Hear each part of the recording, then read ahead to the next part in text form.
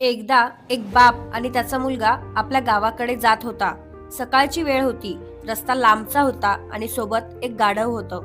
बाप गाढवावर बसला होता आणि मुलगा आनंदाने पायी चालत होता. थोडं अंतर चालून झाल्यावर रस्त्यात काही लोक भेटले. ते बापाकडे पाहून म्हणाले, "काय बाप आहे हा? स्वतः आरामात गाढवावर बसलाय आणि लहान मुलाला पायी चालवतोय." हे शब्द बापाच्या मनाला लागले. तो लगेच गाढवाहून उतरला आणि प्रेमाने मुलाला बसायला सांगितलं. पुढे काही वेळाने दुसरे लोक भेटले. ते म्हणाले, "हे काय विचित्र आहे? तरुण मुलगा गाढवावर बसलाय आणि म्हातारा बाप पायी चालतोय." हे ऐकून बाप आणि मुलगा दोघेही गोंधळले. आपण काहीतरी चुकीचं करतोय असं त्यांना वाटलं.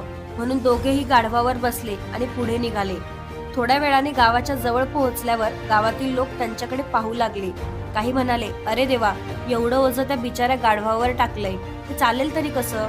आता बाप आणि मुलगा पूर्णपणे गोंधळले. काय करावं हेच त्यांना समजेना. शेवटी दोघांनी मिळून त्या गाढवाला खांद्यावर उचललं.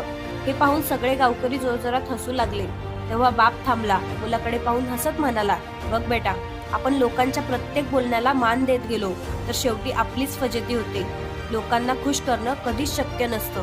म्हणून सगळ्यांचं ऐकायचं, पण निर्णय मात्र आपल्या बुद्धीने आणि मनाने घ्यायचा."